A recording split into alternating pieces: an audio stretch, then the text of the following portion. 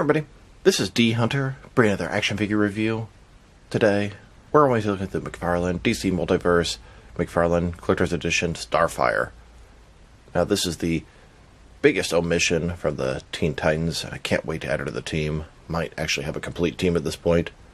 I pre-ordered her for the McFarlane Toy Store, utilized the bundle discount and the coupon code, and got her for slightly less than retail after shipping and taxes.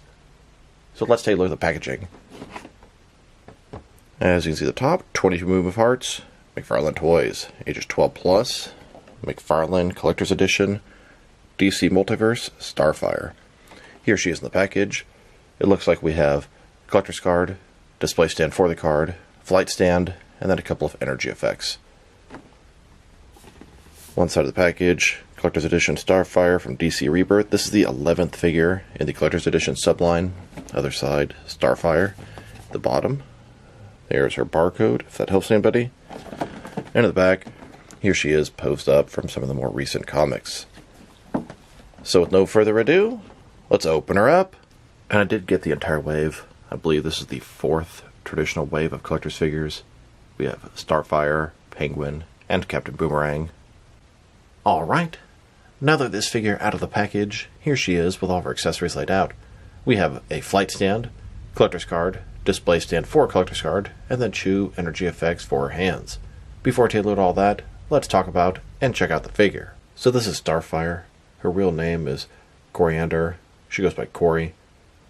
An alien princess in exile from Tamaran. She has spent a lifetime of cruelty, and she's dedicated her life to be a hero to make sure nobody else suffers the same experiences that she has gone through. She's typically a member of the Teen Titans, and she's had an on-off romantic relationship with Dick Grayson, Nightwing. This is the more modern version from the Rebirth comics, so let's take a look. Starting with her face here, she's got the signature orange type skin, green eyes, really long hair, and it flows all the way down. It's red, then orange. The sculpt is very nice on that. She has a purple outfit. You can see some of the top part of her legs. Looks like we're going to be reusing some of the Nightfall Catwoman body, but we'll check that out in depth later in the video. Double jointed elbows, double jointed knees. Overall, she looks good. It's a decent reuse of that body, at least on some parts of it. I really wish we would get a more traditional, classic looking version of Starfire, but this will do for now. And a closer look at her face and head sculpt. Pretty good, exactly what I'd expect from a Starfire figure. The hair is very massive. That's been that way since the New 52. Now check out her accessories. And let's start off with the display stand. It comes in 2 separate pieces. When put together, it's going to look like this. Typical McFarlane flight stand at the bottom. It's got a regular stand with a peg for the peg on their feet, and it says DC. Then it has this post that goes to the top. At the top, it can rotate around. It is hinged, and it has this clamp to hold your figure. Then we have her collector's card. As you can see, it's an image of Starfire for the modern comics. She has the energy effects on her hands. McFarlane Collector's Edition. On the back, there is a description. If you want to read that, pause now. And it doesn't do much for me, but if you want to display the collector's card next to your figure, there's a stand to do so. Then we have these energy effects. I've never been a fan of this accessory. This is definitely reused from 1 or 2 different Green Lantern figures, but it's much more appropriate for her. They kind of look like pom-poms. They're cast in a semi-transparent plastic. It's supposed to be energy. They're hollow. They fit around her fists. Like I said, much more appropriate for her because she actually uses energy like that. And Green Lanterns, yeah, they can too, but I think of more sort of traditional constructs when I think of a lantern. Here's Starfire, utilizing those 2 energy effects. Now I wanted to check out the reuse between Starfire and the Nightfall Catwoman. So, obviously their heads are totally different. The top part of the torso is different. The stomach is the same. The diaper is different. The arms, I believe, are the same on both of them. We have this sort of bicep-high gloves going down. The hands are different on hers versus Catwoman. And the legs, I believe, are exactly the same. You can see the thigh-high boots. There's a sculpted line near the top, and they both have that. You can see the wrinkles in the knee, exactly the same, and the high heels. So between the two figures, the only differences are going to be the head, the top part of the torso, her hands, which I'm sure are reused from a previous figure, and the diaper. And you know what? It works. I don't really notice it unless I examine them closely. Makes for a good Starfire and a good Catwoman. This is the kind of reuse I don't mind. And here are 4 different figures that utilize a lot of the same parts as the Nightfall Catwoman, Batwoman, who uses a little bit less, and then of course Starfire, and both of the Catwoman figures. And now that we've taken a pretty good look at the figure and her accessories, let's check out her height. From bottom to the top of her head, probably standing at about 6.75 inches tall, which can translate to around 17 centimeters. But the figure is a little bit taller than that. Go to the top of her hair, right at 7 inches tall. And for articulation, starting with her head, of course, you can rotate from side to side, and you can get the hair all the way over her shoulders. She can look down a good amount, up, not much at all. The hair is going to sort of restrict that. Can't tilt her head from one side to the other. Shoulders on a ball joint goes about 90 degrees. Up, down, around, all that good stuff. She does have the butterfly ring between her shoulder and chest area, increasing the range of motion and covering the gap that would be there. Bicep cut, hidden very nicely at the top of the glove. Double jointed elbows, they go all the way in. Her wrist can rotate, and it's going to be hinged. In her torso, she has a ball joint. Rotate around, barely at all. Forward and back, also not much. Her waist, rotate around quite a bit more, and forward and back more as well. Between the two, good range of motion, a lot more to the waist than the torso on her. Legs, complete dust splits, McFarlane style hip joints. Rotation is minimal. Legs go forward all the way, back not much. She has double jointed knees. And then her ankles. Forward and back, rotate, tilt, rock, and of course, to articulation. Here's Starfire, hovering above the city skies, energy ablazing, ready for action. Now let's check her out next to some other action figures, starting off with some other Starfire figures. Here's the McFarlane Starfire, next to the DC Collectibles Starfire. McFarlane's version is from the Rebirth, and DC Collectibles, this particular one is from the New 52. And here she is, next to the Mattel DC Multiverse version. This version is also based off the Rebirth. And that'll give me all 3 versions of Starfire that I have. I wouldn't mind having a classic version, but I'm happy to have the new Rebirth versions to add to my modern Titans team. Now let's check her out next to some other members of the Teen Titans. Here is the core group of the Teen Titans: Nightwing, Raven, Starfire, Beast Boy, and Cyborg. Now it's pretty cool to have a modern version of this team, although Cyborg sticks out like a sore thumb. That Flashpoint version is way too big. I look forward to the day that McFarlane does a normal-sized comic version. He can be bigger than a normal figure, but that guy is enormous. And if you wanted to go with the extended version of the Titans team, we have Wily West Flash, Nightwing, Raven, Starfire, Beast Boy, Cyborg, Donna Troy, and Arsenal. And there are numerous options for Wally West and Cyborg. We have Wally West in his sort of newer comic suit, and then the more traditional Flash suit, which I prefer. And then, of course, we have 3 versions of Cyborg. The enormous version, but that is the only comic version. The animated one from Teen Titans Go, and then the movie version from Zack Snyder's Justice League.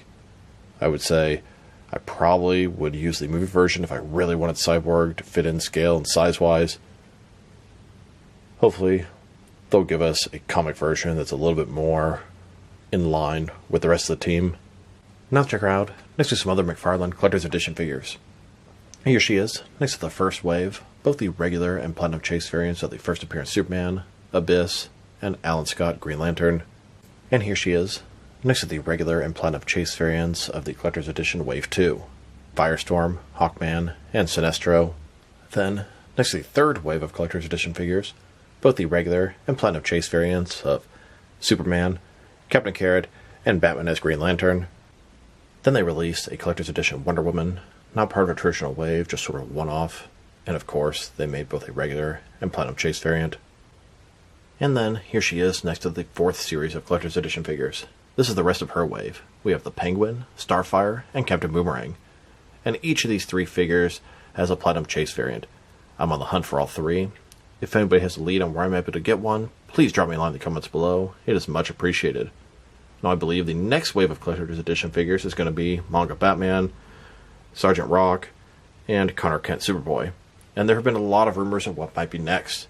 At one point I saw Ragman, Clock King, Red Hood. Although lately I've been seeing Huntress, Dark Knight Returns Batman, and I don't even remember the other one. Looking forward to whatever comes next. Huntress really caught my attention.